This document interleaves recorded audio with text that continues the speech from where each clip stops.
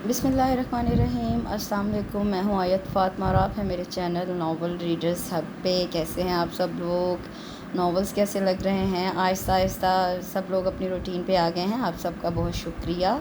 और साथ के साथ मैं उनसे फिर कहती जा रही हूँ, जिन्होंने अभी तक चैनल को सब्सक्राइब नहीं किया, काइंडली सब्सक्राइब ज़रूर करें और बेल आइकन का जो नोटिफिकेशन का जो बटन है उसको भी ज़रूर प्रेस करें, ताकि मैं रोज़ 6 बजे मेरी वीडियो अपलोड होती है तो आप लोगों को उसका नोटिफिकेशन मिल सके। आगे की जो नावल हैं जो मैंने क्यों लिस्ट तैयार की है, बहुत ही खूबसूरत, बहुत ही मज़ेदार, आप लोगों की पसंद के वो नावल्स हैं, तो आप लोग वो ज़रूर सुनिएगा और कमेंट सेक्शन में कमेंट भी ज़रूर करिएगा। आज जो नावल है वो जो कल हमने नावल पढ़ा था उसका दूसरा और आखिरी हिस्सा है। बहुत ही प्यारी स्टोरी है, पश्तो कबीला बेस्ड है। जो कल की जो थी उसका पार्ट, उसमें आपने सारी प्रेजेंट स्टोरी मैंने आपको पढ़ के सुनाई थी। अब जो सेकंड और लास्ट पार्ट है उसमें मैं आपको थोड़ा सा पास्ट का किस्सा सुनाऊंगी कि हीरो का हीरोइन के साथ बेसिकली ताल्लुक़ क्या है। शादी तो बस हो गई, लेकिन बाद में ताल्लुक़ का पता चलता है। और ये कि कौन सी वजह है जिसकी वजह से ना हीरो जो है वो भागा भागा फिर रहा है, कभी किस मुल्क कभी किस शहर। तो चलिए स्टार्ट करते हैं जिया कुरैशी का बहुत ही खूबसूरत नावल सुबह 9 का मौसम का दूसरा और आखिरी हिस्सा।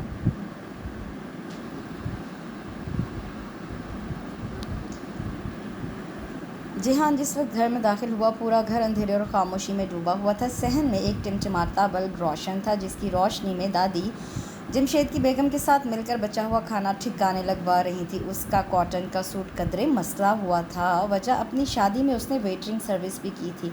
अयाज साहब के मना करने के बायस अयाज साहब सफ़र करने के बायस इस हद तक भाग दौड़ नहीं कर सके थे। फयाज साहब और जुनेद ने, जमशेद और उनके बेटों ने भी उसे मना किया था, मगर खाने पर जो हड़बोंग मची थी उसे देखकर उसे खुद ही मैदान में उतरना पड़ा था।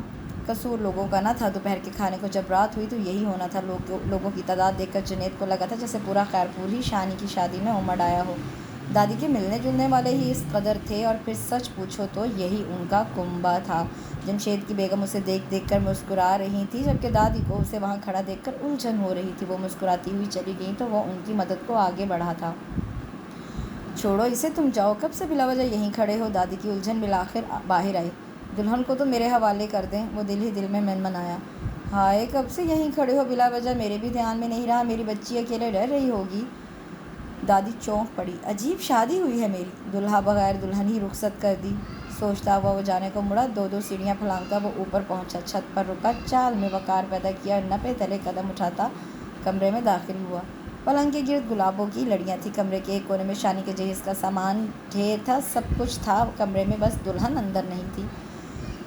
कमरे के बाद किचन के बाद बाथरूम, हत्ता के छत के कोने पर पड़े काठ कबाड़ में का भी उसने जायज़ा ले लिया। दुल्हन उसे कहीं नज़र नहीं आई थी। वो वापस कमरे में चला और एक बार फिर तफसीली नज़र दौड़ाई, मगर दुल्हन वहाँ होती तो नज़र आती। उधर कमरे का दरवाज़ा खोलते ही दादी धक से रह गई थी। सामने पलंग पर शानी महवे ख्वाब थी। हाय मेरे खुदा! दादी के दोनों हाथ दिल के मकाम पर ठहर गए। शानी, शानी उठ! वो उसे जगाने की कोशिश करने लगी, मगर उसकी तो नींद मुर्दों को भी मात देती थी। उन्होंने ज़बरदस्ती खींचकर उसे बिछाने की कोशिश की थी। क्या हुआ दादी? दादी के हाथों से हाथ छुड़ाने की कोशिश करती वो बंद आंखों के साथ बोली थी। ऊपर चल शानी! खींचातानी जारी थी। क्यों? वो दादी की गिरफ्त से हाथ छुड़ाने में कामयाब हो गई थी। उठ जा शानी! क्यों मुझे जलील कराने पर तुली है? बच्चा बेचारा क्या सोच रहा होगा? वो उसके गाल थपथपाने लगी। क्या है दादी, सोने देना। ऊपर चल बेटा, जिहान इंतज़ार कर रहा होगा। उन्होंने फिर उसे बिठाने की कोशिश की थी। मुझे कहीं नहीं जाना दादी। वो गहरी नींद में थी। दादी बुरी तरह हाँफ गई। बेहद परेशानी के आलम में वो कमरे से बाहर निकली थी कि कमरे के बाहर खड़े जिहान को देखकर चौंक गई। अंदर होने वाले मुकालमात यकीनन उसने भी सुने थे। बेटा, वो शानी सो गई है। समझ में नहीं आ रहा उसे कैसे जगाऊं। किसी को ख्याल ही नहीं रहा। वो अजहद शर्मिंदा थी। कोई बात नहीं दादी, आप भी उसे सोने दें और ख़ुद भी जाकर आराम से सो जाएं। वह नर्म लहजे में कहता हुआ पलट गया था। दादी सर पकड़े वहीं खड़ी रह गई। क्या हुआ दादी, सर में दर्द है? जुनेद ने उनका शाना हिलाया तो वो चौंक पड़ी। प्याज भी उन्हें परेशान नज़रों से देख रहे थे। वो दोनों बाहर का काम सारा ठिकाने लगा कर आ रहे थे। उन्हें इस तरह रास्ते में खड़े देखकर परेशान हो गए। नहीं, कुछ नहीं, तुम जाओ, जाकर सो जाओ। कमरे में दाखिल होकर उन्होंने सारे सेहत खुले दरवाजे को बंद किया। मेरी बच्ची! शानी के बालों पर हाथ फेरते उन्होंने उसकी पेशानी चूमी थी। आज का दिन यूँ तो गुजरने वाला न था। تیرے ماں باپ زندہ ہوتے تو کتنے ارمانوں سے رخصت کرتے تجھے۔ ان کی آنکھوں میں نمی در آئی تھی۔ وہ ساری رات ان کی جاگتے ہوئے گزری تھی۔ صبح فجر سے بھی پہلے زبردستی شانی کو اٹھا کر انہوں نے باتھ روم میں دھکیلا۔ جب تک وہ باہر نہ آئی وہ باہر پہرا دیتی رہی تھی۔ خبردار جو تو نے کسی کو یہ بتایا کہ تو رات بھر یہیں تھی، کوئی پوچھے تو کہہ دینا کہ ابھی تھوڑی دیر پہلے ہی آئی ہوں۔ اس کے باہر نکلتے ہی وہ بولی، سب دن بھر کے تھکے ہارے دن چڑھے سوتے رہے۔ سورج نکل آیا تو دادی ناشتے کی تیاریوں میں جت گئی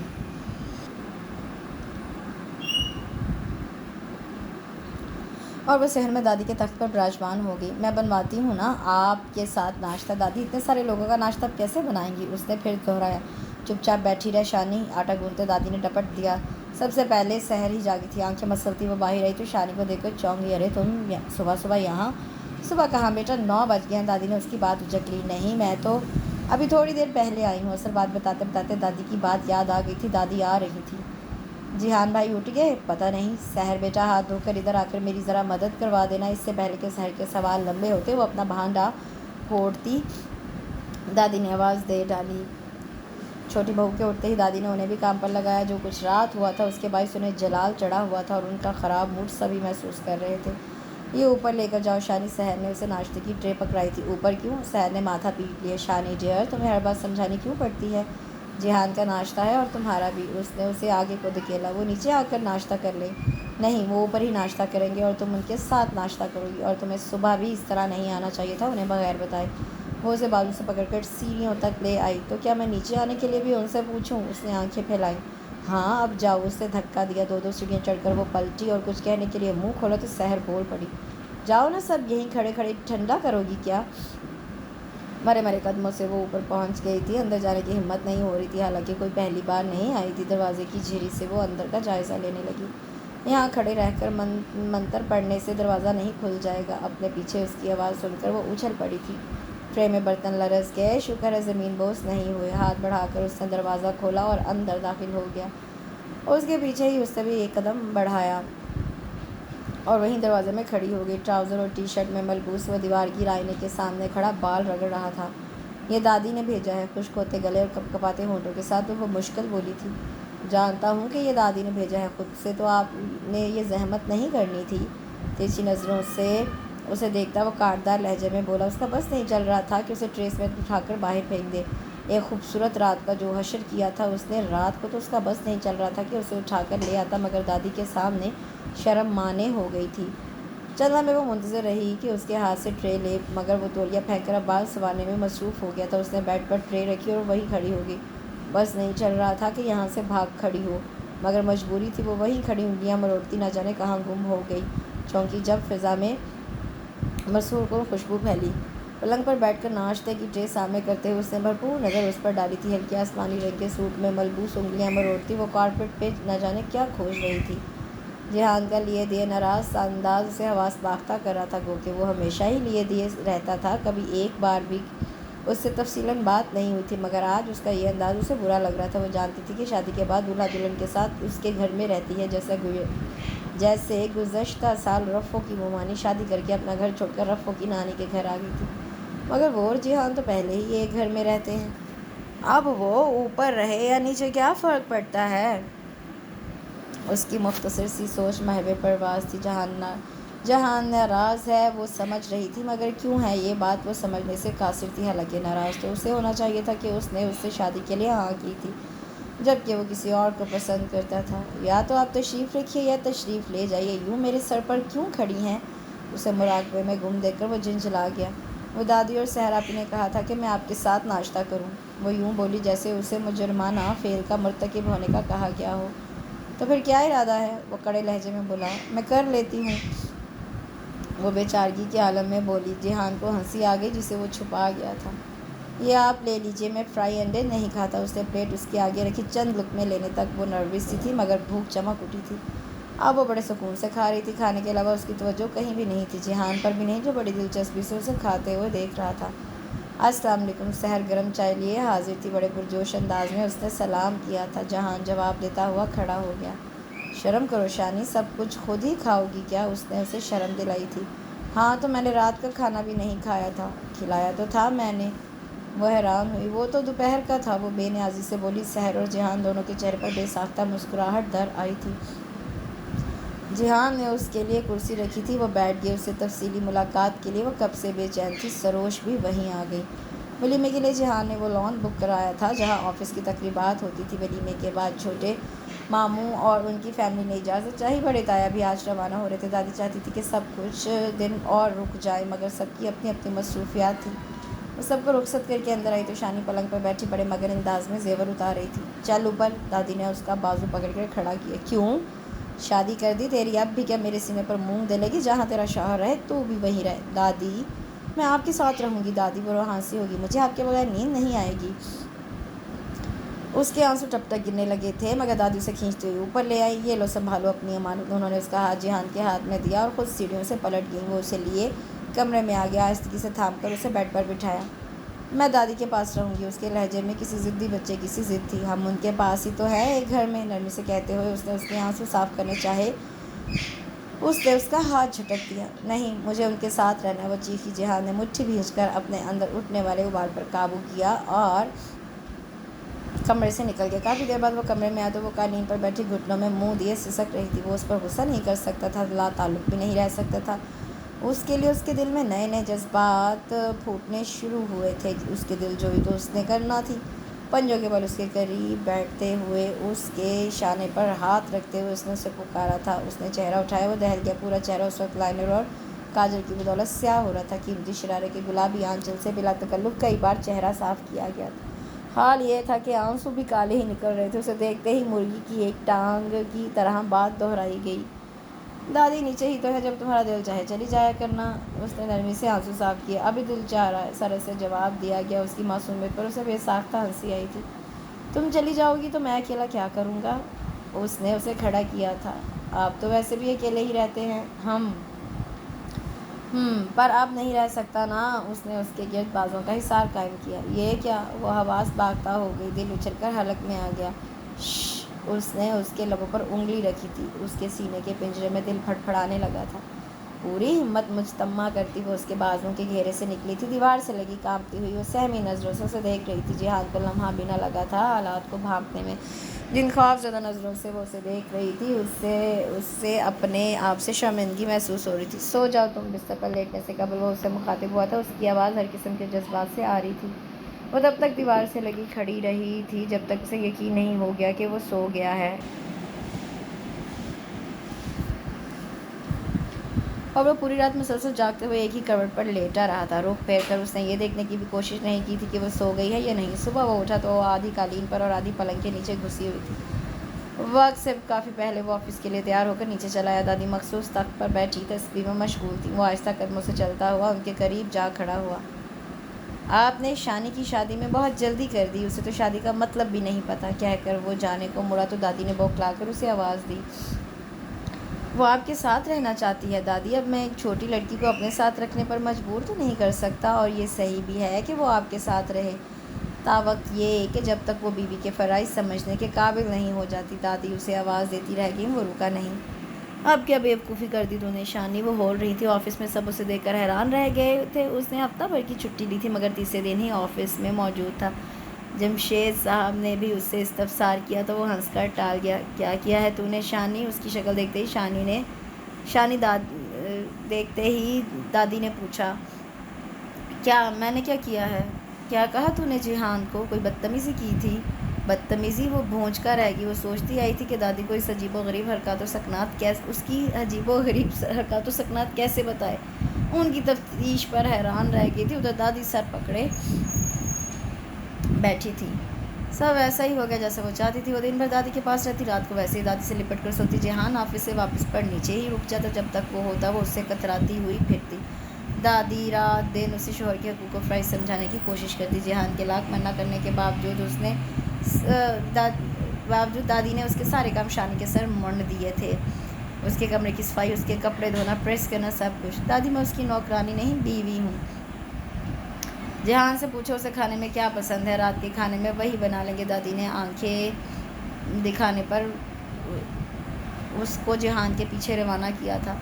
دادی پوچھ رہی ہیں آپ کو کھانے میں کیا پسند ہے، رات کو وہی بنائیں گے، پیچھے سے وہ بولی۔ جہان کا دل جل کر خاک ہو گیا۔ ہر بات میں دادی کا لازمہ ضرور گھساتی ہے۔ کتنے شرم کی بات ہے، اس عمر میں وہ پکاتی ہیں اور تم مزے سے بیٹھ کر کھاتی ہو۔ اس نے شرم دلائی کچھ بولنے کے لیے، اس کا منہ کھلا ہی تھا کہ وہ بول پڑا۔ رات کو چکن بریانی بنانے اپنے ہاتھ سے اس کا دل چاہا تھا، اس کے ہاتھ کا ذائقہ چکھنے کو تو سو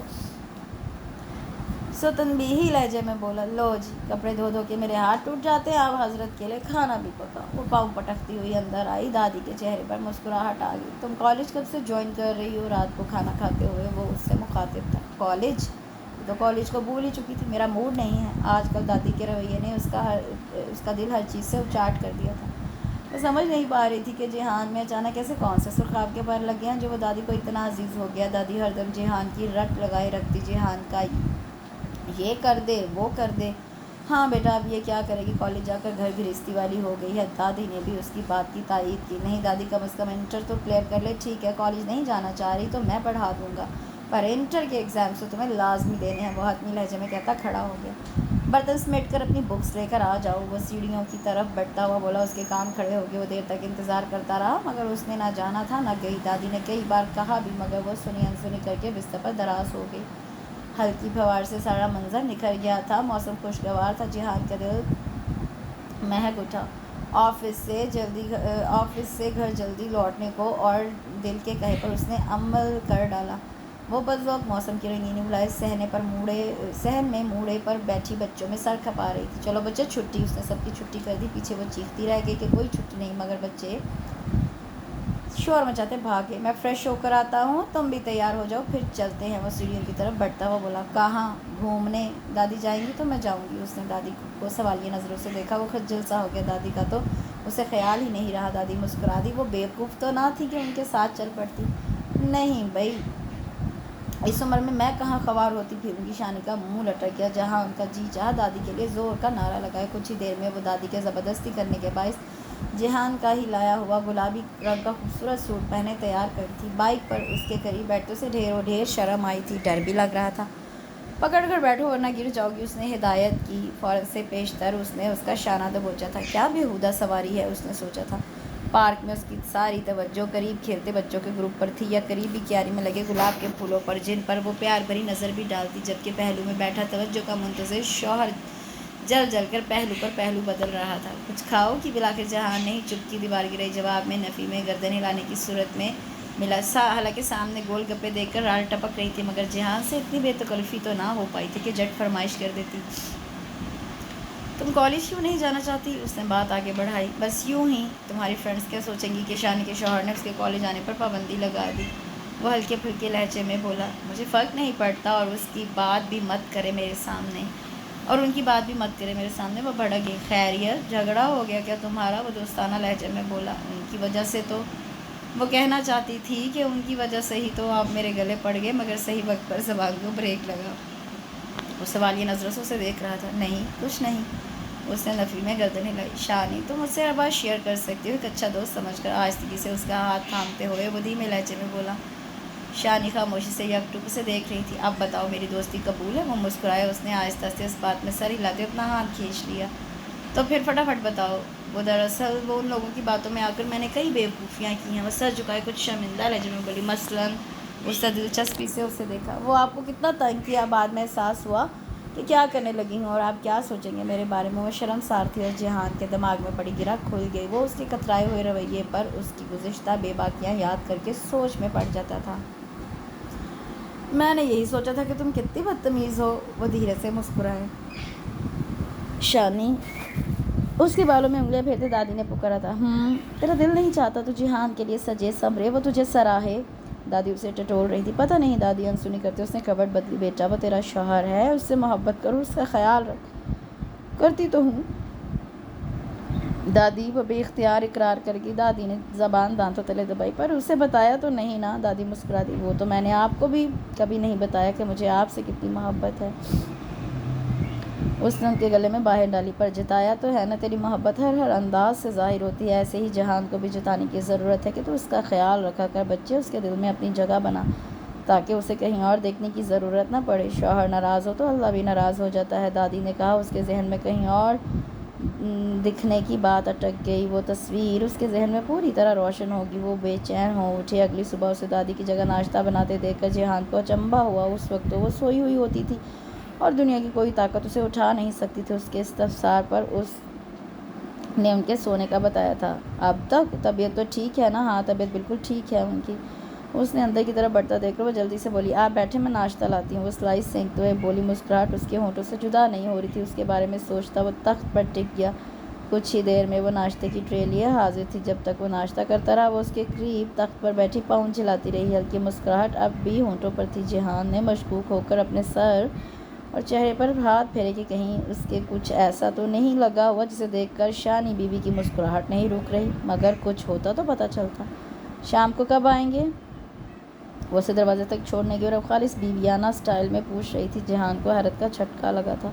خاصے الجھے ہوئے انداز میں اس نے جواب دیا، کل جو دونوں کے درمیان دوستی کی فضا قائم ہوئی ہے شاید یہ اس کا ری ایکشن ہے، مگر نہیں، صرف یہ بات نہیں ہو سکتی۔ وہ پورے راستے الجھتا رہا مگر جو بھی تھا وہ مطمئن ہو گیا تھا۔ واقعی وجہ یہ نہیں تھی۔ شانی اس تصویر سے خوفزدہ تھی۔ اسے ہر حال میں جہان کے دل میں جگہ بنانی تھی۔ اس نے دادی کی ہدایات پر عمل کرنے کی ٹھان لی تھی۔ وہ شام گئے گھر آیا اور سیدھا اوپر چلا گیا۔ دادی نے چائے کے ساتھ اسے اوپر روانہ کر دیا۔ اسے شرم آ رہی تھی اوپر جاتے ہوئے مگر دادی نے ڈپٹ کر بھیج دیا۔ پلنگ پر وہ اوندا لیٹا اپنی کن پٹیاں مسل رہا تھا۔ یہ دادی نے چائے بھیجی ہے۔ صبح اس پر توجہ کے ڈونگرے برسائے جا رہے تھے اور اب جہان کا دل جل کر خاک ہو گیا۔ کہاں رکھوں؟ اس سے پوچھا۔ اس نے جواب نہیں دیا۔ اس نے خود ہی سائیڈ میں اس پر ٹرے رکھ دی۔ دادی پوچھ رہی ہیں، آپ سیدھے اوپر کیوں آ گئے؟ شانی، میرا دماغ مت کھاؤ، میرے سر میں پہلے ہی بہت درد ہے۔ وہ بھڑک گیا۔ اچھا، میں سر درد کی گولی لے کر آتی ہوں۔ وہ جانے کے لیے مڑی، لیکن وہ کچھ کھا کر کھاتے ہیں، آپ کچھ کھائیں گے؟ خیال آتے ہی اس نے پوچھا۔ ہاں، نیلا تھوتھا۔ وہ کلس گیا۔ نیلا طوطا؟ نہیں، وہ تو نہیں ہوگا۔ کچھ دیر سوچتے رہنے کے بعد کہ یہ کیا چیز ہوتی ہے وہ بولی۔ جہان کا جی چاہا اپنا سر دیوار میں دے مارے۔ کچھ اور کھائیں گے؟ چوہے مار دوائی ہوگی؟ وہ صبر کے گھونٹ پیتا ہوا بولا۔ چوہے مار دوائی کیوں؟ یہاں چوہے ہو گئے ہیں؟ چوہوں کا سوچتے ہی اس نے جلدی سے پلنگ پر بیٹھ کر ٹانگیں اوپر کر لی، ساتھ ہی تفتیشی نظروں سے پورے کمرے کا جائزہ لینا شروع کر دیا۔ اس کی کراہ بلند ہوئی تو اس نے پلٹ کر دیکھا تھا۔ میں دبا دوں؟ ہمدردانہ لہجے میں پوچھا گیا اور اس کا جواب سنے بغیر ہی وہ شروع ہو گئی۔ اس کے لمس میں جادو تھا جس سے جہان کی آنکھیں بند ہو گئی۔ کچھ دیر بعد اسے سوتا سمجھ کر وہ آہستگی سے کھڑی ہوئی۔ شانی، اس نے دھیرے سے پکارا تو شانی کا دل دھڑک اٹھا۔ پلٹ کر اس نے سوالیہ نظروں سے اسے دیکھا۔ کچھ دیر اسے دیکھتے رہنے کے بعد اس نے نگاہوں کا زاویہ بدلا۔ وہ الماری کھولو، ڈرا کے اندر ایک کیس ہے، وہ نکالو، اس نے کہا۔ الماری کے پٹ کھولتے ہوئے اس کی نظر چائے پر پڑی۔ چائے تو ٹھنڈی ہوگی، میں گرم کر کے لاتی ہوں۔ نہیں، مجھے چائے کی طلب نہیں، تم کیس نکالو، وہ ڈپٹنے والے انداز میں بولا۔ دراز سے سرخ مخملی کیس نکال کر اس نے اشتیاق سے کھولا۔ یہ کس کے لیے ہے؟ کیس سے انگوٹھی نکالتے وہ اس کے قریب چلی آئی تھی۔ اس کے لیے جو میری زندگی ہے۔ اس نے انگوٹھی اس کے ہاتھ سے اچک لی۔ اس کے دماغ میں تصویر والی لڑکی کا خیال آیا تھا۔ اس سے پہلے کہ وہ کیس اس کے سر پر مارتے ہوئے نیچے کی راہ لیتی، اس نے اس کا ہاتھ تھامتے ہوئے قریب بٹھا لیا۔ انگوٹھی اس کی انگلی میں ڈالتے ہوئے اس کے تاثرات نوٹ کر رہا تھا۔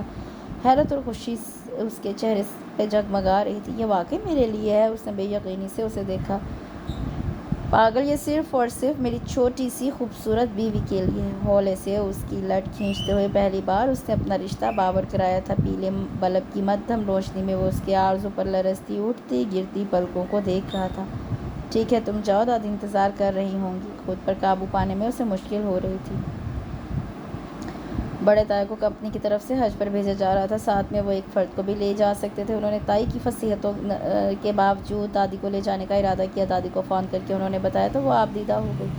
ساتھ ہی جہان کو انہوں نے ہدایت کی تھی کہ وہ ان کے کاغذات تیار کروا دے۔ دادی نے جہان سے نیچے شفٹ ہو جانے کے لیے اصرار کیا تھا۔ دادی پاسپورٹ کے سلسلے میں جہان کے ساتھ جاتے ہوئے شانی کو ہدایت کر گئی تھی کہ وہ نیچے کا کمرہ جہان کے لیے تیار کر دے۔ جہان کے کپڑوں کی جگہ پر اسے الماری خالی کرتے اپنے ماں باپ کی کچھ فریم شدہ تصویریں اور پرانا البم ملا تو وہ بڑے اشتیاق سے انہیں دیکھنے بیٹھ گئی۔ البم تو اس نے کئی بار دیکھا تھا، البتہ یہ تصویریں جو اس کے ماں باپ کے کمرے میں آویزہ تھی پہلے نہیں دیکھی تھی۔ دادی نے کچھ تصویریں اتار کر رکھ دی تھی۔ وجہ بڑی ہوتی شانی کے بے شمار سوالات تھے جو وہ ان تصویروں کو ہم وقت اپنے سامنے دیکھ کر کرتی تھی۔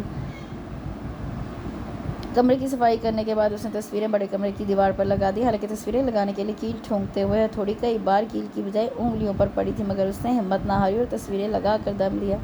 دادی کے آتے ہی شانی نے بڑی خوشی سے انہیں یہ خبر سنائی تھی۔ انہوں نے کوئی خاص رد عمل ظاہر نہیں کیا اور وضو کرنے چل دی کہ ظہر قضا ہونے میں تھوڑا وقت ہی رہ گیا تھا۔ البتہ جہان کو وہ بازو سے کھینچتی کمرے میں لے گئی تھی۔ وہ بہت غور سے ہر تصویر دیکھ رہا تھا۔ کتنی خوبصورت ہے نا میری امی اور بابا بھی، اسے غور سے تصویریں دیکھ کر وہ اشتیاق سے بولی۔ اس کی ماں واقعی بے حد خوبصورت تھی، آنکھوں کا نیلا رنگ تصویروں میں بھی نمایاں تھا۔ ہاں تم اپنے بابا پر گئی ہو، وہ اس کی سیاہ آنکھوں میں دیکھتا ہوا بولا۔ اتنی جلدی جانے کی کیا ضرورت ہے؟ جس دن کی فلائٹ ہے آپ اس دن بھی تو جا سکتی ہیں۔ بڑے تایا دادی کو لینے آئے تھے اور شانی آنسو بہاتے ان کی پیکنگ کر رہی تھی۔ بس کر دے شانی، شادی شدہ ہو گئی ہے، اب تو بڑی ہو جا۔ روانہ ہونے سے قبل انہوں نے شانی کو خوب نصیحتیں کی تھی اور سب کی سب جہان سے متعلق تھی۔ اس کی ریڑھی مسلسل جاری تھی۔ جہان اسے چپ کرانے کی کوشش میں ہلکان ہو رہا تھا۔ ٹھیک ہے تم بیٹھ کر روتی رہو، میں جا رہا ہوں۔ جھنجھلا کر کھڑا ہو گیا۔ اس نے سرت سے اس کا ہاتھ تھاما تھا۔ میں نہیں رو رہی اب۔ اس نے ہاتھ کی پشت سے آنسو صاف کیا۔ جہان واپس بیٹھ گیا۔ میں تمہیں حیدرآباد لے چلوں دادی کو سی آف کرنے؟ اس نے تسلی آمیز انداز میں اس کے ہاتھ کی پشت تھپ تھپائی۔ اس نے اس بات میں سر ہلا دیا۔ شانی نے ہاتھ چھڑایا تھا نہ جہان نے چھوڑا تھا۔ انگلی میں اس کی پہنائی سونے کی رنگ تھی۔ جہان کے ہونٹوں پر ہلکی سی مسکراہٹ آ گئی۔ شانی کی بھیگی پلکیں جھک گئیں۔ جہان نے اسے اپنے ساتھ لگا لیا تھا۔ جہان کے بہت کہنے کے باوجود شانی کالج جانے پر رضامند نہ ہوئی تو اس نے اسے خود پڑھانے کی ٹھانی۔ شانی کو اس سے بڑی شکایتیں تھیں۔ اسے پڑھاتے وقت اس کا رویہ سخت ہو جاتا۔ شانی اس کے پیار بھرے رویے کی عادی ہوتی جا رہی تھی۔ اس کی سختی پر روحاں سی ہو جاتی مگر وہ پرواہ نہیں کرتا۔ شانی روز دادی سے فون پر اس کی شکایتیں لگاتی۔ اپنے وعدے کے مطابق وہ اسے حیدرآباد بھی لے گیا تھا۔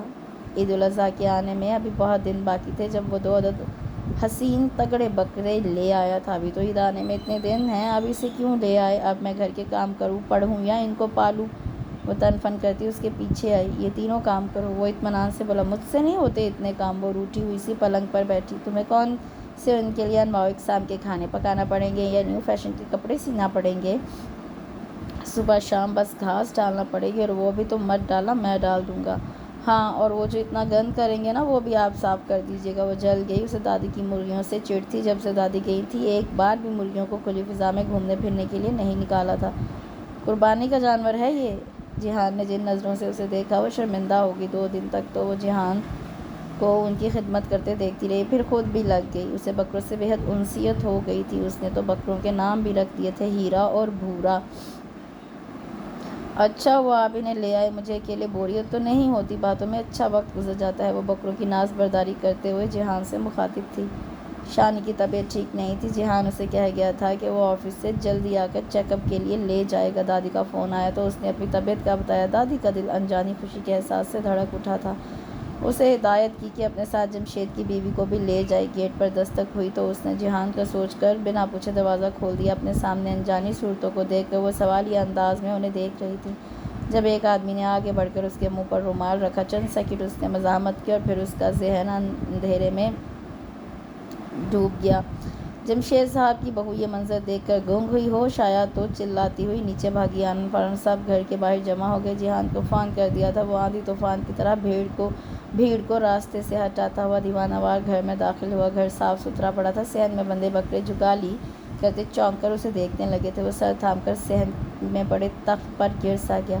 ہمت نہ ہارو بیٹا، چلو تھانے چلتے۔ جمشید نے اس کے کاندھے پر ہاتھ رکھا۔ وہ خالی نظروں سے انہیں دیکھنے لگا، پھر چونک کر بے تابانہ انداز میں اس نے موبائل نکالا۔ اس کی انگلیاں بے تابی سے کسی کا نمبر ڈائل کر رہی تھیں۔ بیل جانے پر اس کا رواں کان بن گیا تھا۔ کال ریسیو نہیں کی جا رہی تھی۔ وہ بار بار کوشش کر رہا تھا۔ بتاؤ تو آخر تم کسے فون کر رہے ہو؟ جمشید نے پوچھا۔ تبھی دوسری طرف کال مل گئی تھی۔ اسے اغوا آپ نے کرایا ہے؟ بے تابی سے چھوٹتے ہی اس نے پوچھا۔ جمشید حیران الجھن بھری نظروں سے اسے دیکھنے لگے۔ دوسرے لوگوں کا بھی یہی حال تھا۔ دوسری طرف نہ جانے کیا کہا گیا تھا کہ وہ پھر چلایا تھا۔ آپ جانتے ہیں وہ میری بیوی ہے۔ کال کٹ گئی تھی۔ پھر بپھرے انداز سے ادھر ادھر ٹہرا تھا۔ شانی کہاں ہے؟ جہان، جمشید نے بڑے سر تاثر کے ساتھ پوچھا تھا۔ میرے گھر۔ تمہارے گھر کہاں؟ وہ حیران ہوئے۔ وہ تو اس کے بارے میں یہی جانتے تھے کہ اس کا کوئی نہیں۔ میں اسے لینے جا رہا ہوں۔ وہ آگے بڑھا تھا کہ وہ راستے میں آگے۔ ایسے نہیں، بات بتاؤ ہمیں پوری۔ ان کا لہجہ مشکوک تھا۔ دوسرے لوگ بھی اسے مشکوک نظروں سے دیکھ رہے تھے۔ کہانی سنانے کا وقت نہیں ہے میرے پاس، آپ چاہیں تو میرے ساتھ چل سکتی ہیں۔ ایسی مشکوک نظروں سے مت دیکھیں مجھے، وہ بیوی ہے میری۔ بولتا ہوا وہ آگے بڑھ گیا تھا۔ جمشید اس کے پیچھے لپکے تھے۔ گہری غنودگی کے اثر سے باہر آتے اس نے آہستہ آہستہ آنکھیں کھولی تھی۔ اطراف کا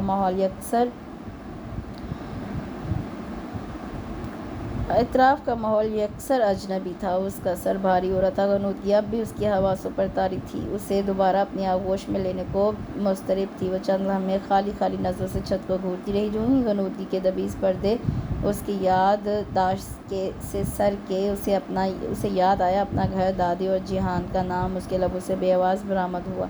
وہ یکدم تیزی سے اٹھ بیٹھی، یکدم سر اٹھانے سے اس کا سر چکرایا تھا۔ دونوں ہاتھوں سے سر کو تھامے اس نے ایک نظر کمرے میں دوڑائی۔ کمرہ بے حد وسیع اور عریض اور خوبصورت تھا۔ وہ پتہ نہیں کتنی دیر کی بے ہوش رہی تھی، 1 گھنٹہ، 2 گھنٹہ یا شاید پورا دن۔ یہ احساس ہوتے ہی اس کے پورے وجود میں سنسناہٹ دوڑ گئی۔ چکراتے سر کے باوجود اس نے وقت کا اندازہ لگانے کو پورے کمرے میں ایک بار پھر نگاہ دوڑائی۔ کمرے میں نیم تاریکی تھی، کھڑکیوں کے آگے دبیز پردے تھے۔ بیڈ کے دائیں طرف لکڑی کا ایک خوبصورت وال کلاک آویزاں تھا جس پر 3:30 کا وقت ہو رہا تھا۔ اسے یہاں آئے زیادہ دیر نہیں گزری تھی، اس خیال نے اس کے وجود میں بجلی دوڑا دی تھی۔ اٹھنے کی کوشش کرتے ہوئے اس نے ایک بار پھر وال کلاک کی جانب دیکھا۔ اب کی بار وہ ڈھہ گئی۔ گھڑی نہ جانے کتنے وقتوں سے 3:30 بجا رہی تھی۔ بند تھی یا شاید بند کر دی گئی تھی؟ اس کے ذہن میں بے شمار سوالات کل بلا رہے تھے۔ دروازہ کھلنے کی آواز پر وہ بالکل ساکت ہو گئی۔ اس میں اتنی بھی ہمت نہیں تھی کہ گردن گھما کر آنے والے کو دیکھتی۔ اسے تو ہوش آ گیا ہے۔ اس آواز نسوانی اور پریشان کن تھی۔ تم ٹھیک تو ہو؟ یہ آواز بھی نسوانی مگر نرم تھی۔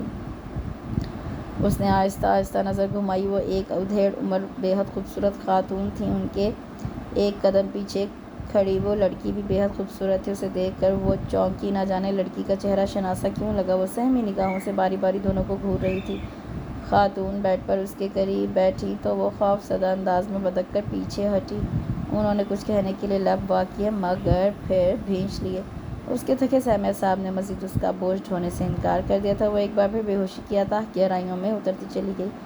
اب کیا ہوگا؟ یہ آخری آواز تھی جو اس نے دوبارہ بے ہوش ہونے سے قبل سنی تھی۔ اس کی بند ہوتی پلکوں کے پیچھے جہان اور دادی کا عکس لہرایا۔ ایک آنسو اس کی بند ہوتی گیلی پلکوں کی باڑ پھلانگ کر باہر نکلا اور لکیر بناتے ہوئے اس کے بالوں میں جذب ہو گیا۔ ان دونوں کے چہروں پر اس کے لیے ترحم اور فکر مندی تھی۔ دروازہ کھلنے کی آواز پر انہوں نے پلٹ کر دیکھا۔ ایک ملازمہ ہاتھ باندھے اندر داخل ہوئی تھی۔ آغا جان کا حکم ہے لڑکی کو ہوش آ گیا ہو تو مردار خانے میں اطلاع بھجوا دے۔ جا کر کہہ دو ابھی ہوش نہیں آیا۔ وہ لڑکی بھڑک اٹھی تھی۔ نوری، پتہ کرو یہ لڑکی کون ہے، یہاں کس مقصد سے لائی گئی، اور فضل خان سے کہو ہسپتال جا کر ڈاکٹرنی کو لے کر آئے۔ اب کیا ہوگا ام جان؟ اس نے الجھن بھرے لہجے میں ایک بار پھر اپنا سوال دہرایا۔ انہوں نے پلٹ کر دیکھا۔ وہ مضطرب انداز میں اپنا نچلا ہونٹ چبا رہی تھی۔ پریشانی اس کے ہر انداز سے عیاں تھی۔ پتہ نہیں، آہستگی سے کہتے ہوئے انہوں نے ایک بار پھر اس پر نگاہیں جما دی۔ اس کے چہرے پر زردی چھائی ہوئی تھی، ہونٹوں پر پپڑیاں جم رہی تھیں۔ ان کے دل میں ملال بھرنے لگا۔ وہ ان کے لیے بالکل اجنبی تھی مگر اپنی اپنی سی لگ رہی تھی، نہ جانے کیوں۔ وہ پچھلے کئی گھنٹوں سے ہائی وے پر تیز ڈرائیونگ کر رہا تھا اور ان کئی گھنٹوں میں جمشید نے اس سے ان گنت سوال پوچھے تھے مگر جواب میں اس نے صرف خاموشی اختیار کی ہوئی تھی۔ میں جانتا ہوں میں آپ کی نظر میں مشکوک ہو چکا ہوں۔ اس نے شاید تھک کر اپنی خاموشی توڑی تھی۔ چہرے پر زخمی سا تاثر تھا۔ جمشید نے گردن موڑ لی۔ ان کا دل کٹ رہا تھا۔ دل نہیں چاہتا تھا کہ اسے مشکوک قرار دے مگر موجودہ حالات نے عقل معاف کر دی تھی۔ وہ گزشتہ 1.5 سال سے اسے جانتے تھے اور ان گزشتہ کئی گھنٹوں میں وہ اس کا 1.5 سال کا اپنے دل ہی دل میں احتساب کر چکے تھے، جس میں کوئی ایک پل بھی ایسا نہیں تھا جسے گرفت میں لے کر وہ اسے مشکوک قرار دیتے۔ وہ صبر سے اس کے بولنے کے منتظر تھے۔ میرا تعلق قبائلی خاندان سے ہے۔ ہنگو کے گرد و نواح کا کافی بڑا علاقہ میرے خاندان کی ملکیت ہے۔ آپ نے قبائلی لوگوں کی نسل در نسل چلنے والی دشمنیوں کے متعلق تو سن رکھا ہوگا۔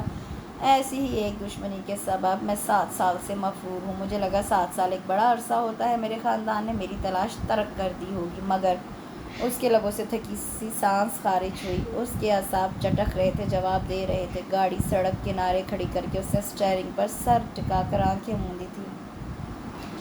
جب مجھے بہرام چچا کے قتل کی اطلاع ملی میں ایٹین فورڈ میں تھا۔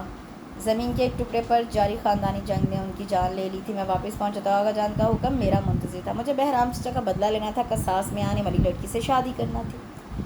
میں ان روایات سے بیزار تھا. رسم و رواج نے سالوں پہلے میری عزیز از جان ہستی مجھ سے چھین لی تھی، مگر اس کے باوجود میں شادی کے لیے تیار ہو گیا تھا. سوچا تھا شادی کے بعد اس لڑکی پر زندگی تک نہیں ہونے دوں گا، اسے وہی عزت و احترام دوں گا جو اس کا حق ہے.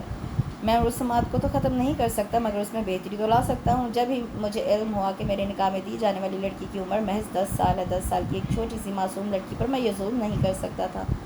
میں نے آغا جان سے 2 ٹوک بات کی. ان کے لیے میرا موقف فضول تھا. اس لڑکی کو کون سا واقعی میری بیوی بننا تھا؟ اسے تو حویلی میں غلامی کے لیے آنا تھا اور حویلی والوں کے ظلم سہتے سہتے مر جانا تھا.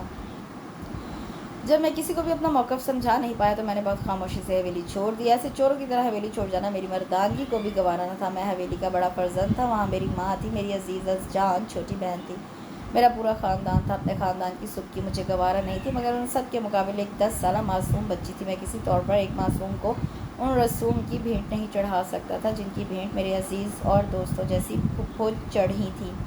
ان کا لہو لہان وجود آج بھی میری نظروں کے سامنے ہے. اس کی آنکھیں لہو رنگ ہو رہی تھی. وہ بولتے بولتے جیسے تھک گیا تھا. جمشید دم سادے اس کی داستان حیات سن رہے.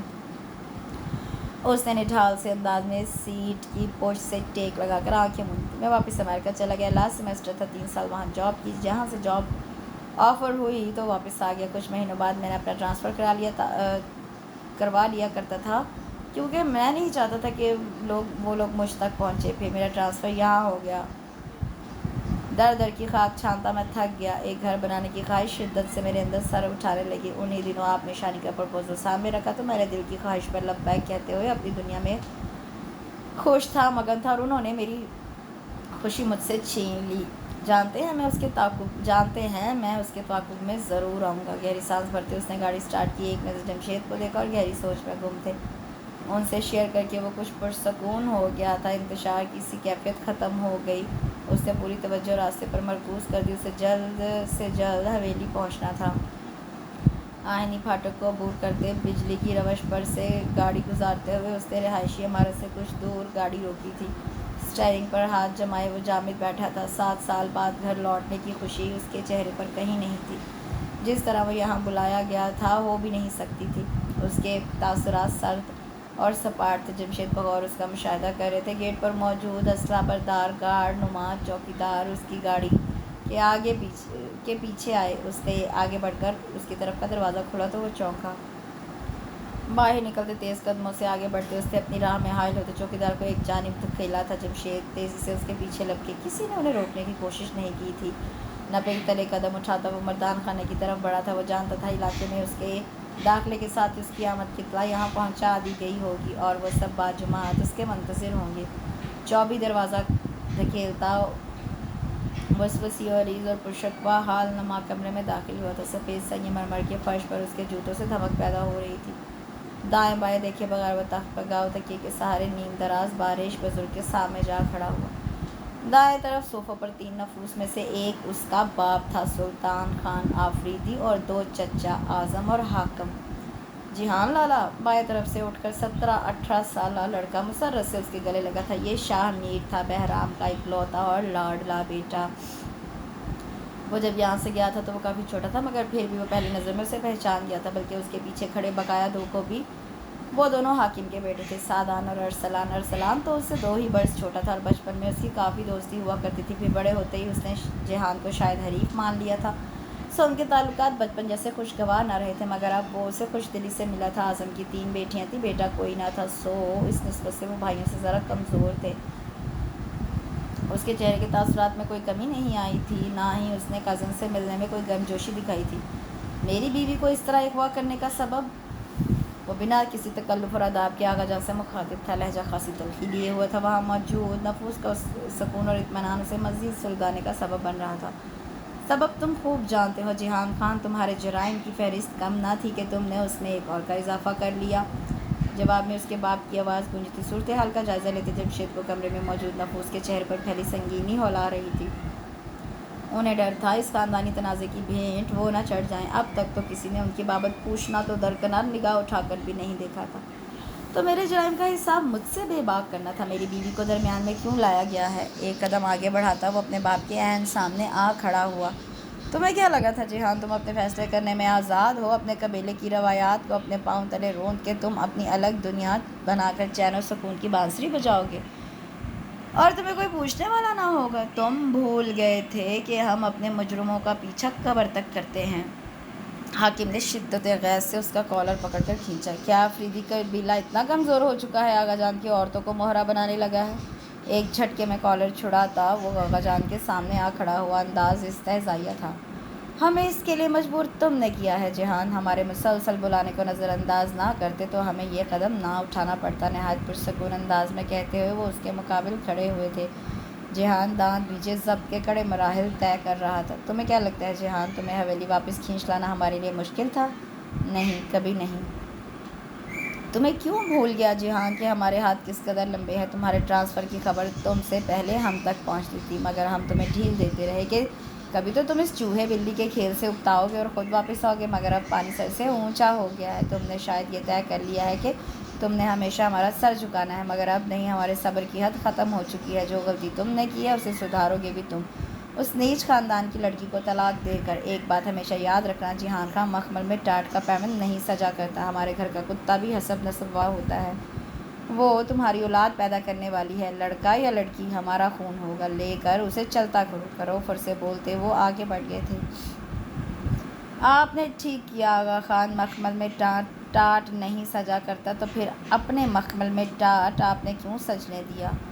وہ بلند آواز میں بولا تھا۔ آغا جان کے بڑھتے قدم رکے تھے۔ آپ نے بجا فرمایا آغا جان، ہمارے گھر کا کتا بھی حسب نسب والا ہوتا ہے، تو پھر مجھے یہ بتائیے کہ یوسف جیسے کم نسب سے آپ نے اپنی بیٹی رمیسہ خان آفریدی کی شادی کیوں کر ہونے دی تھی؟ وہ ایک بار پھر ان کے سامنے کھڑا جرح کر رہا تھا۔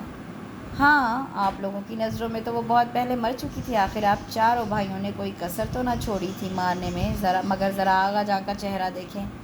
بابا جان، میری بات کا یقین آ جائے گا، ان کا چہرہ متزلزل تھا۔ سلطان خان کی بے یقین نظریں باپ کے چہرے پر جم سی گئی تھی۔ صرف وہی نہیں، کمرے میں موجود نفوس کی نظریں بھی ان پر ہی تھیں۔ میری بیوی شان سے بھی رمیسہ خان آفریدی کی بیٹی ہے اور آپ کی نواسی ہے آغا جان۔ کیا اب بھی آپ یہ کہیں گے کہ میں نے مخمل میں ٹاٹ لگایا ہے، لہٰذا اب بھی آپ چاہیں گے کہ میں آپ کی نواسی کو طلاق دے دوں؟ نہیں آغا جان، آپ بے حد مظلوم بیٹی کی بیٹی پر یہ ظلم نہیں کرنا چاہیں گے۔ جس بیٹی کی قبر پر جا کر آپ اپنے اور اپنے بیٹوں کی روا رکھے مظالم کی معافی مانگتے ہیں، اس کی بیٹی پر یہ ظلم آپ یقیناً نہیں کرنا چاہیں گے۔ کمرے کے وسط میں رکھی راکنگ چیئر پر موجود شکستہ وجود خود کو لعنت ملامت کر رہا تھا۔ اس کے چہرے پر اس وقت کئی تاثر کرب، دکھ اور شرمندگی کے تھے، جس میں سب سے نمایاں تاثر شرمندگی کا تھا۔ وہ لڑکی اگر رمیسہ کی بیٹی تھی تو لعنت تھی ان پر جنہوں نے اپنے گھر کی عزت، اپنی بیٹی کی عزت کو یوں اپنے حواریوں کے ہاتھوں اغوا کروایا تھا۔ ان کے جرائم میں اضافہ ہو گیا تھا، وہ ایک اور چیز کے لیے رمیسہ کے آگے شرمندہ تھے۔ رمیسہ ان کی اکلوتی بیٹی، 4 بھائیوں کی اکلوتی بہن، جو اکلوتی تو ضرور تھی مگر عزیز از جان ہرگز نہ تھی۔ 4 بیٹوں کے بعد پیدا ہونے والی رمیسہ ان باپ بیٹوں کے لیے قطعی غیر اہم اور غیر احمد تھی، مگر رمیسہ اس کی جان پڑی تھی اپنے بھائیوں میں۔ وہ دیوانی تھی اپنے باپ کی، بھائیوں کی، مگر بھائیوں کے کمرے میں داخلے کی اسے اجازت تک نہ تھی۔ اور آغا کریم جہاں اپنے بیٹوں کی تعلیم و تربیت کے سلسلے میں کسی قسم کی کوتاہی برداشت نہ کر سکتے تھے، وہاں بیٹی کی انہیں کوئی فکر نہ تھی، اور رہی ماں جی تو انہیں حویلی کے انتظامات سنبھالنے کی فرصت نہ تھی۔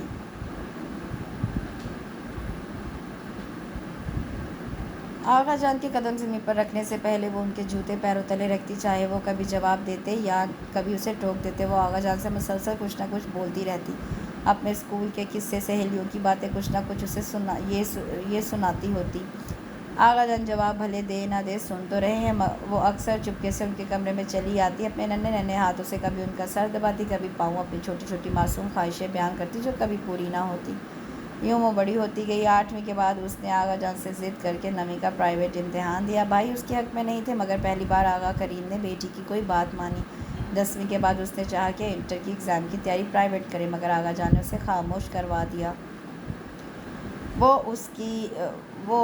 اب اس کی شادی کرنا چاہتے تھے۔ بہرام خان کے ہاتھوں مخالف قبیلے کے 2 ملازمین قتل ہوئے تھے۔ آفریدی قبیلے اور آغا جان کے نزدیک یہ کوئی بڑی بات نہ تھی۔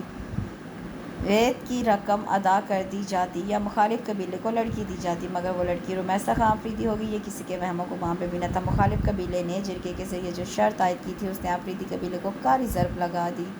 ورنہ دوسری صورت میں ان کا مطالبہ بہرام خاں تھا۔ ہمیشہ کی غیر رحم رمیسا اچانک بھائیوں کے نزدیک اہم ہو گئی، اور جب اسے پتہ چلا کہ اسے بہرام خاں پر قربان ہونا ہے تو وہ بپھر گئی۔ آغا کریم کو آج بھی اس کے الفاظ یاد تھے: میں ہمیشہ آپ لوگوں کی ایک نگاہ کے لیے ترستی رہی بابا جان۔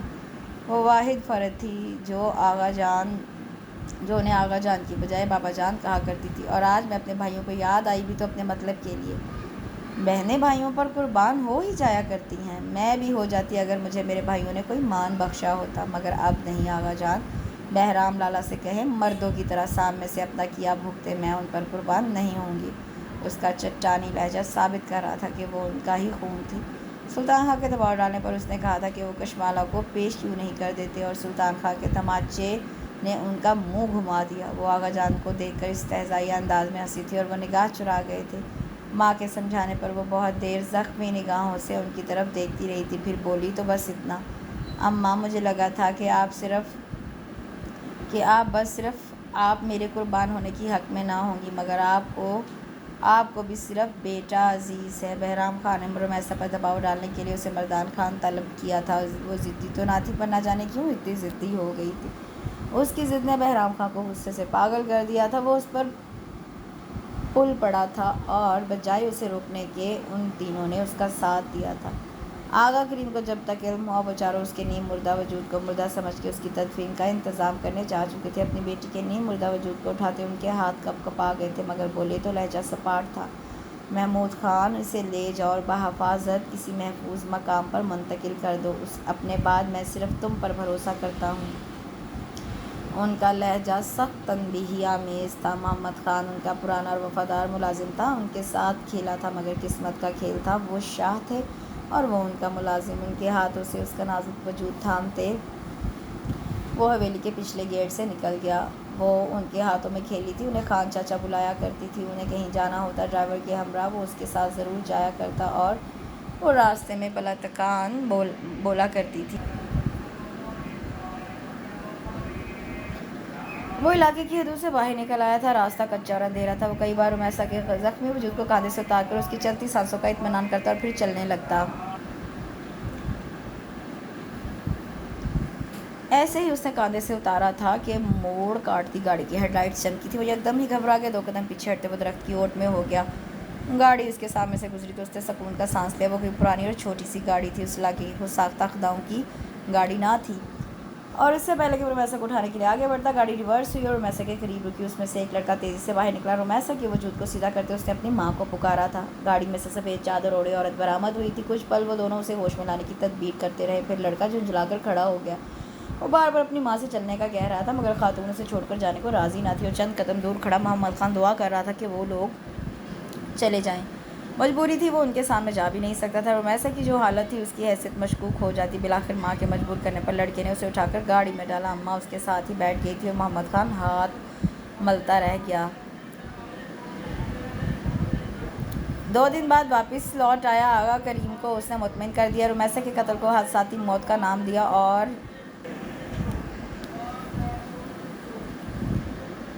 اور اس کی جھوٹی تدفین بھی ہو گئی۔ مخالفوں نے اس کی موت کو حادثاتی ماننے سے انکار کر دیا اور جرگہ بٹھا دیا۔ آغا کریم نے بیٹوں کو یہ کہہ کر مطمئن کر دیا کہ رمیسا کی جو حالت تھی اس نے انہیں مجبور کر دیا کہ اسے فوری تدفین کی جائے، ورنہ میت کو دیکھ کر لوگوں کا شک یقین میں بدل جاتا۔ جرگہ بیٹھنے سے بیٹوں کی توجہ ہٹ گئی اور وہ سچ جھوٹ کی تحقیق میں نہ پڑے۔ آغا کریم کو محمد خان نے مطمئن کر دیا، مگر وہ خود بے چین تھا، گو کہ وہ ماں بیٹوں سے شریف لگے تھے، مگر کسی کا کیا بھروسہ۔ 4 ماہ لگے تھے محمد خان کو رمیسا کو ڈھونڈنے میں، اور بالآخر خیرپور میں اس کی موجودگی کا پتہ چلا، مگر رمیسا خان آفریدی کی حیثیت سے نہیں، رمیسا یوسف کی حیثیت سے۔ محمد خان واپس چلا آیا اور آغا کریم کو رمیسا کے بارے میں اطلاع دی۔ آغا جان نے اسے قرید کے یوسف اور اس کے گھر والوں کے بارے میں سوال کیے تھے۔ عام حالات میں وہ اس جیسے خاندان میں اور اپنے قبیلے سے باہر بیٹی کی شادی کا سوچ بھی نہیں سکتے تھے۔ اب کم از کم اس بات پر شکر گزار تھے کہ ان کی بیٹی عزت سے کسی کی عزت بنی تھی۔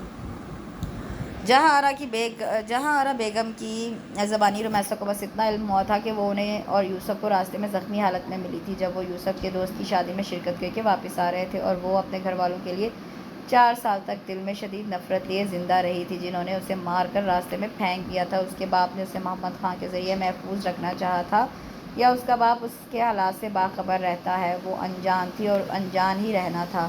یوسف اور اس کے کار حادثے میں ہلاک ہو جانے کی خبر آغا جان پر بجلی بن کر گری تھی۔ انہوں نے اس کا جنازہ پڑھا، اپنے ہاتھوں سے لحد میں اتارا، مگر کسی کو ان کا رشتہ معلوم نہ ہو سکا۔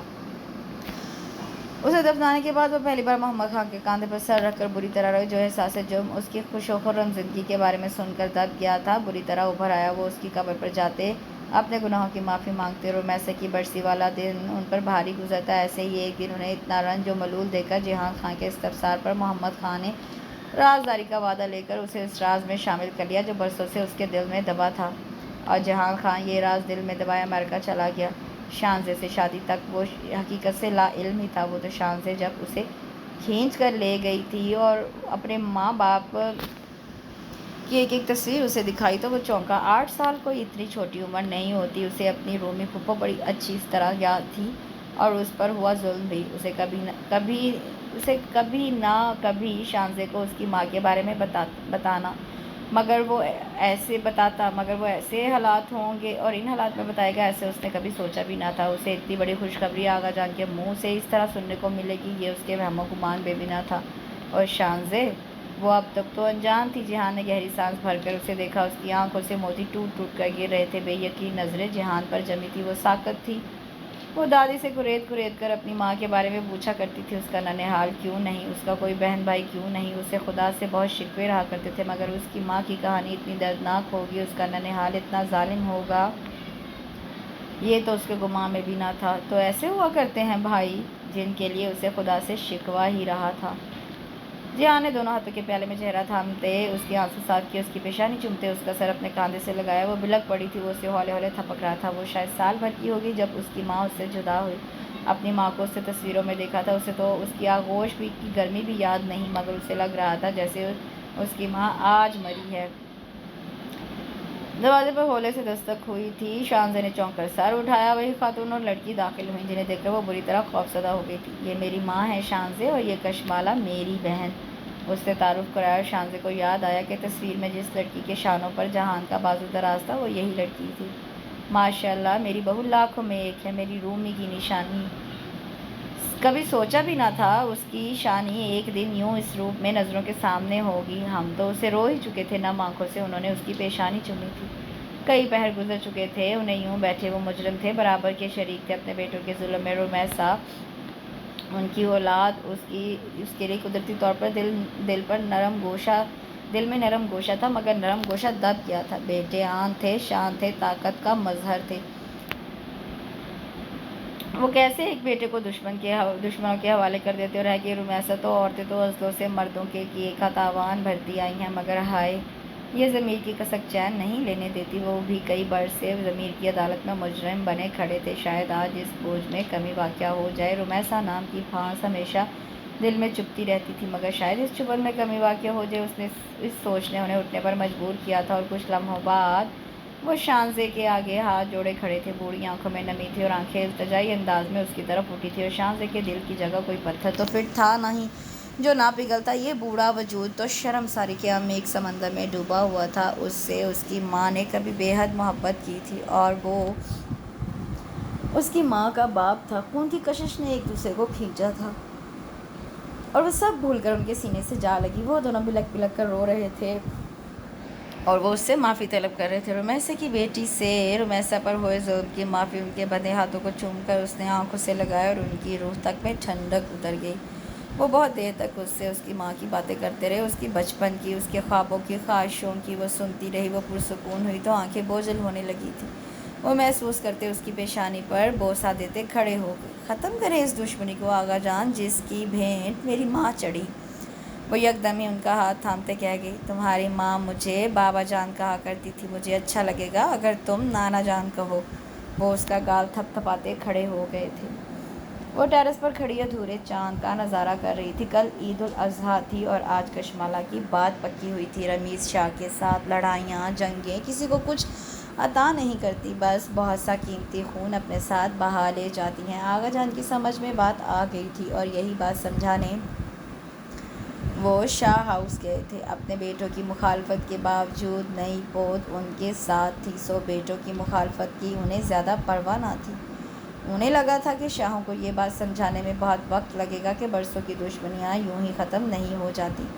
مگر شاید وہ بھی برسوں سے جاری اس جنگ سے بیزار تھے۔ آغا کریم کی اپیل نے اس دشمنی کو ختم کیا تھا، انہیں ہاتھوں ہاتھ لیا گیا تھا اور 2 دن بعد دشمنی سے تبدیل ہوئی نئی دوستی کو رشتہ داری میں بدلنے پوری چاہت اور خلوص سے شاہوں کی حویلی سے کشمالہ کا رشتہ آیا تھا۔ سلطان خان کا جو اعتراض تھا وہ ان کا سلوک اور چاہت دیکھ کر ختم ہو گیا تھا۔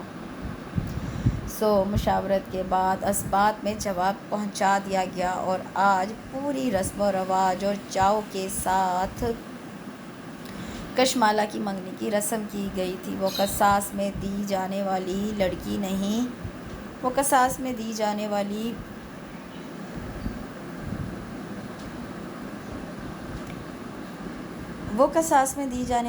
نہیں تھی بلکہ شاہوں کی بڑی بہو بننے جا رہی تھی اور وہ پوری عزت و پیار کے ساتھ اس پر مہر لگانے آئے تھے۔ جہان نے اس کے شانے پر ہاتھ رکھ کر متوجہ کرتے فون اس کی طرف بڑھایا تھا۔ دادی کا فون ہے، وہ اس کے ہاتھ سے فون لیتی پرجوش انداز میں آج کی تقریب کا حال سنانے لگی تھی۔ جہان نے مسکراتے ہوئے اس کی چھوڑی ہوئی چائے کا کپ لبوں سے لگایا تھا۔ جہاں آرا بیگم کی حج روانگی سے قبل وہ انہیں اپنے بارے میں بتا چکا تھا اور انہیں مطمئن بھی کر چکا تھا۔ قریباً 10 منٹ بعد اس نے فون اسے تھمایا اور چائے کا کپ لینے کے لیے ہاتھ بڑھایا، مگر خالی کپ دیکھ کر وہ بس اسے گھور کر رہ گئی۔ اس نے مسکراتے ہوئے اسے اپنے ساتھ لگا لیا۔ میں تم پر ابھی یہ بار نہیں ڈالنا چاہتا، تم سکون سے اپنی ایجوکیشن کمپلیٹ کرو، اس کے لیے تم ابھی بہت چھوٹی ہو۔ اس کا اشارہ اس کی پریگنینسی کی طرف تھا۔ بس کر دیں، اب میں کوئی اتنی بھی چھوٹی نہیں ہوں، 2 مہینے بعد پوری 19 سال کی ہو جاؤں گی، تنک کر کہتے وہ اس کے بازو کے حصار سے نکلی تھی۔ اس کے لیے تو یہ خوشی کا مقام تھا۔ جہان جیسے سخت گیٹ ٹیچر سے اس کی جان چھوٹ رہی تھی۔ Physically but mentally. جہان نے شرارت سے اسے دیکھا، اس کا منہ پھول کر کپا ہو گیا۔ اوکے، آپ کو بڑا تسلیم کرنا ہی پڑے گا، اب تک بڑے کام کیے ہیں آپ نے، اس نے مسکراتے ہوئے سیز فائر کیا تھا۔ شانی کے چہرے پر فخریہ مسکراہٹ سج گئی، آگے بڑھ کر اس کے شانے پر سر رکھا۔ پتہ نہیں میرے ہیرا اور بھورا کیا کر رہے ہوں گے۔ جہان نے بمشکل اپنی ہنسی ضبط کی تھی۔